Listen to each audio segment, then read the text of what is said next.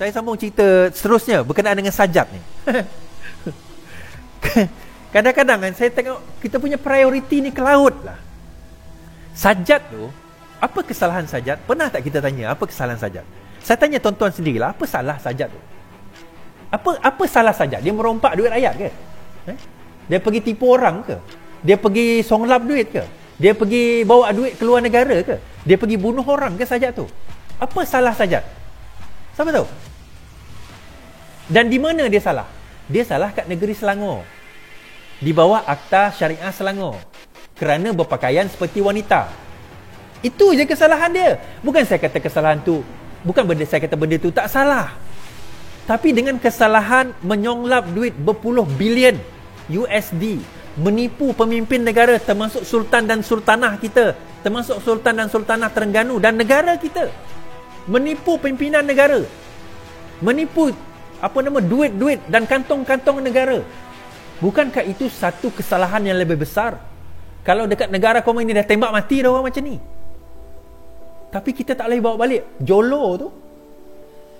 Kemudian mereka yang ada kesalahan-kesalahan berkaitan dengan 1MDB, kita boleh lepas macam tu saja. 24 juta dijumpai di rumah seorang perisik, bekas perisik negara, pengarah perisik negara, yang katanya pada waktu itu tidak bersalah dalam dia DNA discharge amounting to acquittal. Discharge amounting to acquittal, dia dilepas dan dibebaskan atas kesalahan rasuah oleh SPRM. Dijumpai di rumah dia 24 juta ringgit.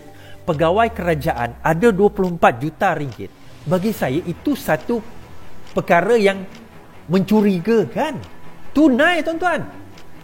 Kalau 24 juta ringgit itu dalam bentuk bond ke, dalam bentuk share ke, kita masih boleh orang kata apa, boleh fikir lagi lah. Mungkin dia main saham ke, main bitcoin ke apa kan.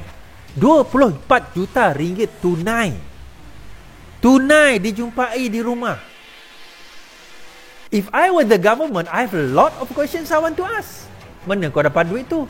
24 juta tu dari mana? Gaji kau berapa je sebulan sebagai jusa, mungkin A, B, C, we don't know lah. Mungkin dia jusa B kot. Kan berapa puluh ribu je gaji. Belas ribu mungkin. How can, macam mana you boleh ada 24 million atau 6 juta USD dalam rumah you? And kita punya fokus, kita akan siasat pegawai SPRM yang curi duit tu. Yang curi duit tu kita siasat. Yang 24 juta dia di rumah tu apa janji pada dia? Orang PAS, apa cerita dia sekarang orang PAS? Sonyap je aku tengok. Kan? Macam tak berbunyi lah orang PAS sekarang ni, semua dalil. Semua dah macam dah kira, apa orang kata? Dah halal lah sekarang. Dah kira semua dah halal ke? Saya pelik. Kita dah tak ada lagi, dah tak bising dah PAS. Ingat dulu masa PAS buat demonstrasi depan kedai judi ke? Kita tidak mahu lagi judi di Malaysia. Kita tidak mahu lagi ini di Malaysia. Kita tak nak macam tu, macam ni di Malaysia, dia kata. Lepas tu Tuan Ibrahim Tuan Man hari tu dia buat dia punya cerita. Dia kata kita ni adalah kerajaan 20 kursi. Kalau kita sokong BN merintah. Kalau kita sokong Pakatan Harapan merintah. Jadi pada waktu itu kita punya demand yang tinggi. Kita boleh buat tuntutan. Kami boleh sokong dengan syarat terima Islam sebagai agama, hukum Allah sebagai peraturan, halalkan apa yang Allah halal, haramkan apa yang Allah haram. Siapa yang setuju terima syarat PAS, kita akan sokong. Pada waktu itu kita sangat mahal. Mungkin kata UMNO, BN kata okey, kami terima, kami sedia, okey kita sokong. Dia kata ustaz, kalau UMNO tak buat, kita tarik sokongan, tumbang kerajaan. Sebab kita menentu kerajaan. Kalau kita tarik sokongan, maka tumbang kerajaan. Pada waktu itu, ini dia panggil teori minority control. Kalau kita minority is king. Kalau kerajaan tak nak dengar cakap kita boleh tarik sokongan. Dia kata, kita boleh tarik sokongan. Dah, Tuhan makbulkan doa Tuan Ibrahim Tuan Man. Kerana kesombongan dia tu, dia kata dia boleh, Tuhan bagi ujian. Jangan kamu berkata Al-Quran, jangan kamu berkata kamu orang beriman sedangkan kamu belum diuji. Ni Tuhan dah uji kamu. Kamu kata kalau kamu jadi kerajaan, walaupun kamu minoriti, kamu boleh tegakkan Islam. Kerana apa? Kamu boleh paksa BN dengan cakap kamu, dengan tarik sokongan. Sekarang dah jadi kerajaan. Lim Guan Eng bin Abdullah dah pun menurunkan judi daripada 22 zaman BN kepada 8 zaman Pakatan Harapan oleh Lim Guan Eng. Lim Guan Eng ni, yang kamu panggil Kapi Harbi tu, zaman Perikatan Nasional di bawah PAS. Naik 22 zaman PAS di zaman tak tahulah kerajaan apa nama sekarang Ismail Sabri, di bawah PAS juga naik 22. Apa PAS kata? Dia keluar dalil hari ni. Dia kata apa? Isu judi lainlah kalau PAS berkuasa penuh, kata Muhammad Ammar. Tiba-tiba dia kata sekarang dia tak ada kuasa pula. Kata kamu ada kuasa sebagai kerajaan minoriti, tariklah. Apa takut nak tarik? Dan dia kata, best dia kata, kami tak tahu. Bang, kalau zaman tahun 70-an, bolehlah kamu nak menipu. Ini tahun 2021 bang. Setiap hari Rabu, Perdana Menteri akan bermesyuarat dengan jemaah kabinet pada waktu pagi sebelum berjumpa dengan yang di Pertuan Agong. Setiap hari Rabu, ni nak bagi tahu dengan walaon yang tak tahu ni. Every Wednesday. Ini bagi yang walaon tak kerti cakap Melayu. Setiap hari Rabu, bagi walaon yang tak kerti cakap putih. Aku cerita dua-dua sekali. Setiap hari Rabu, kabinet mesyuarat, dibentangkan segala-galanya. Termasuk Menteri Kewangan cerita. Tiba-tiba dah keluar perutusan. Dah keluar keputusan. Kami tak tahu pun pasal 22 tu. Orang kampung, bolehlah kamu tipu. PAS meminta supaya kerajaan menyemak semula. Dah keluar lulus, baru minta semak semula. Dah lulus baru kata semak semula. Macam tak ikhlas aku tengok. Kenapa dah lulus baru kata semak semula? Kenapa masa nak perbincangan dalam kabinet tu kamu tak bincangkan? Kan? Keputusan meningkatkan kekerapan daripada 22. Bukan tahun ini je tuan-tuan. Tahun lepas pun dia orang buat. Jangan tak tahu.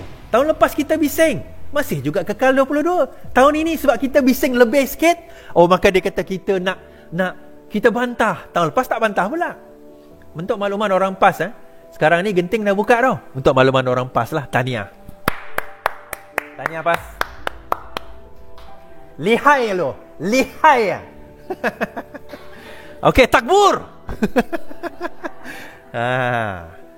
Bukan, saya nak bagi tahu macam ni tuan-tuan. Dia dalam hidup ni, bila dia macam ni. Allah kata, lima taqulu ma la taf'alun kabura maqtan indallahi an taqulu ma la taf'alun. Kenapa kamu kata benda yang kamu sendiri tak buat? Besar kemukaan Allah, kamu berkata benda yang kamu tak buat. Surah As-Saff tu. Ingat ayat berapa? Ayat 2, ayat 3 kot.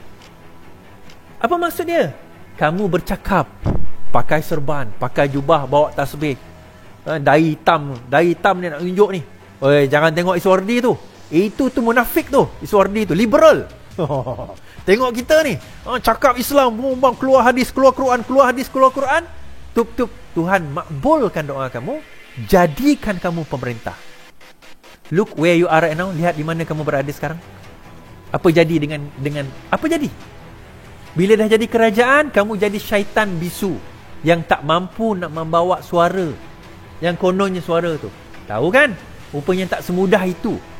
Tak semudah itu kita nak buat benda yang kita nak buat. Tak semudah itu. Kan? Muhammad Ammar kata, tak semudah tu. Dia kata sebab kita tak berkuasa penuh lagi. Tak berkuasa penuh. Tengoklah tak berkuasa penuh sekarang. Dulu bukan kata macam tu. Kerana apa? Kita ni ada majoriti. Tak ada masalah. Kita boleh tarik. Kita punya sokongan at any time. Tariklah. Kenapa takut? Kenapa takut nak tarik? Sebab itu saya kata kerajaan ini tak sampai 31 Julai ni. Tak sampai 31 Julai ni. Sebab sebenarnya kalau nak cerita lah, sebenarnya on the ground rakyat penyokong PAS dah marah. Mana tahan bang. Dia kalau nak melawan walaon sekarang ni simple je. Kalau dia kata Lim Guan Eng bagi RM30, PAS bagi 22 kali cabutan judi. Itu je. Nak lawan yang simple je. Lim Guan Eng bagi RM30. Okey, tak apa. RM30 sekurang-kurangnya dia bagi duit halal. PAS bagi 22 cabutan judi. Halal ke haram? Macam. Tapi kami tak pun pergi cabut judi dia kata. Kami bukan orang Islam. Ya. Tapi duit judi itu masuk kepada siapa? Masuk kat mana? Kamu sendiri kata. Bercampur duit halal dan haram. Al-haram mubain wal halal mubain. Yang halal itu jelas, yang haram itu jelas. Dan di antaranya ada perkara syubhat. Macam. Kan? Bila dah benda tu berlaku, sekarang ni dah tak cerita halal haram dah. Oh, kami tak berkuasa penuh.